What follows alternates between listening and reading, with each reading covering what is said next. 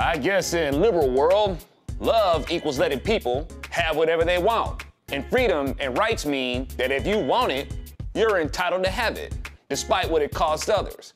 Remember, y'all, this is coming from the liberal culture that insists on a woman's so-called right to abort a kid. But if you smoke while pregnant, you're a bad person, which you are. But are you seeing how liberals really have a warped view of what's right and wrong? I think what's happening. Propaganda.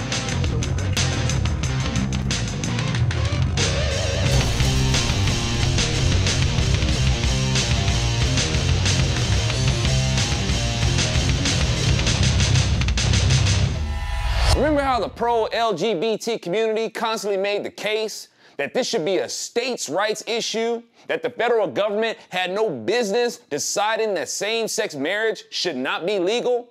Now they're making out in the streets and celebrating the federal decision to make same-sex marriage legal. Oh, I see you're a little on the selective side about when the federal government should be involved. And that's how Democrats have always been.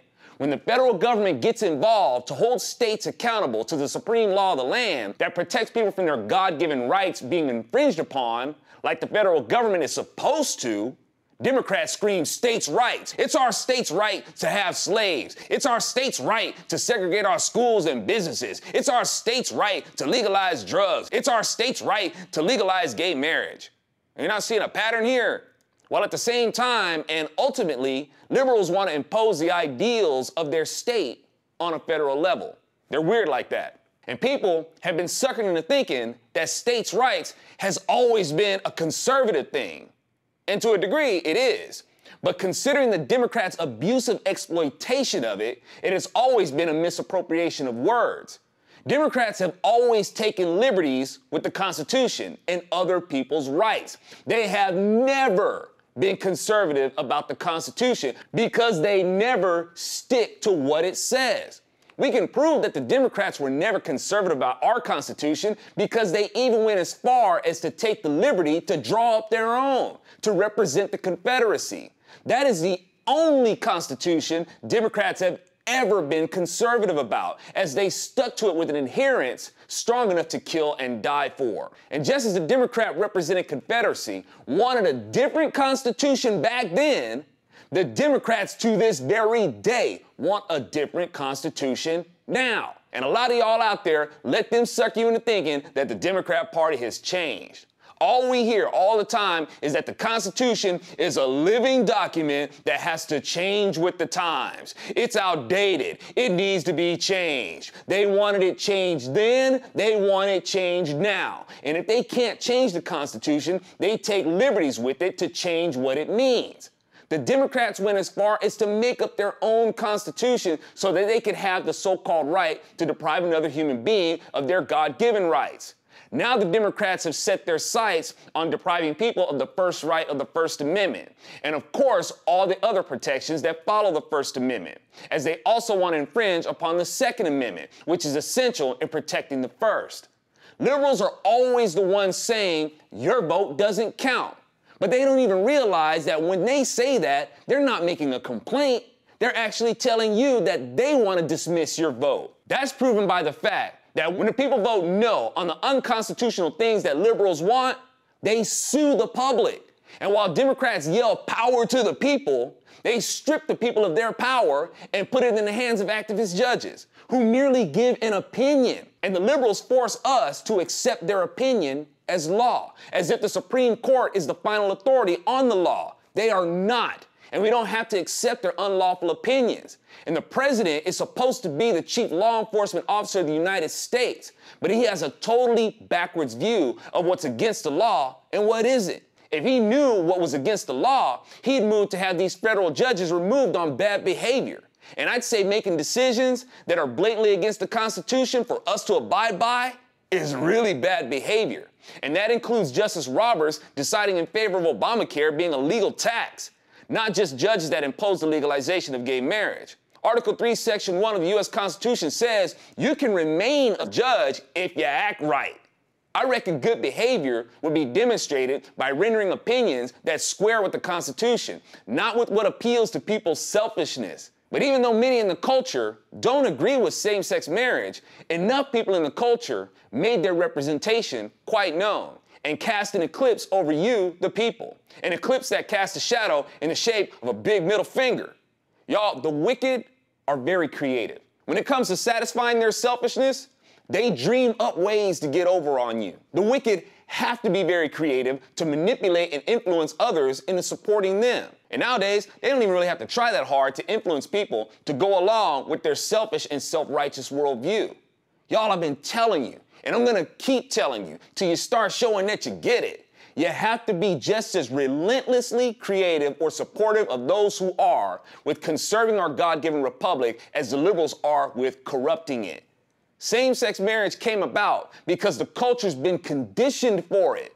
They've been pushing this in the culture while conservatives have been doing what? Waiting for a leader. We're where we are with same-sex marriage because a lot of it gained steam with the popularization of lesbianism.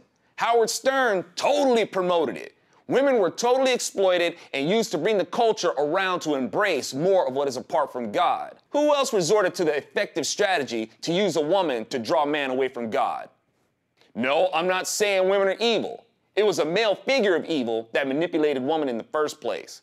But the culture is like, hey, well, if it's cool that women are gay, then I don't want to be a hypocrite and be against dudes that are gay, so I guess being gay is okay. See, I'm a good person. I say love whoever. I don't care. Where were the conservatives making the illustration that threw a wet blanket on this stuff before it caught fire? Like pointing out that a lot of these women aren't even really gay. They're just confused. Now, I know same-sex relationships already point to a confusion and a contradiction in the natural law of joining a positive to a negative. But bear with me. A lot of times I see girly girls holding hands with another girl that looks like a dude.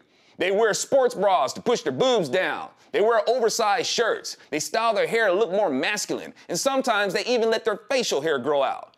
Why not just go for the real thing? You obviously want to be in a relationship with someone who looks like a dude, just get a dude. But y'all, I'm really sad to say that it's gonna be really hard at this point. We let this go for too long, and the infection is deep into the bone. The very bones of America are getting more brittle. And at this point, we may break the bones of America trying to fight back, which means we're going to have to be very creative with how we're going to approach helping to restore the republic without damaging the body of America, in spite of what the libs are doing to it. Start by showing more love to those who are representing godly and patriotic values in the culture, like Yoel Romero. He's Cuban even, and seems to have even more concern for America than a lot of people who live here. Mixed martial arts has become huge in the pop culture, and this guy used his victory against a killer opponent to show great concern for our country. Look. I want to say something. Maybe I'm trying English. So sorry, I know the people don't understand me, but I'm trying. Hey, hey USC, hey Miami, hey Florida. Listen, people, listen. What happened to you, USA? What happened to you? What's going on? You forget for the best of the world. The name is Jesus Christ. What happened to you? Wake up, USA. Go back for you, go for Jesus. Don't forget Jesus, people. The secular world forced him to clarify what he meant to fit their ideas. But what he meant was clearly stated. He represented in the culture. Show your support so there may be more like him. Demand it so to be supplied. I want to leave conservatives with this thought though. You gotta stop dismissing this stuff as a distraction and saying we should be more focused on the real important stuff. Stop listening to people who tell you this. These distractions are the very effective means that liberals use to turn public opinion against you. It's hard for you to impress people with sound constitutional policy when they've been conditioned to be prejudiced against you. Liberals use these distractions to sucker people into thinking that they're more caring and compassionate and accepting and enlightened and more reasoned, etc.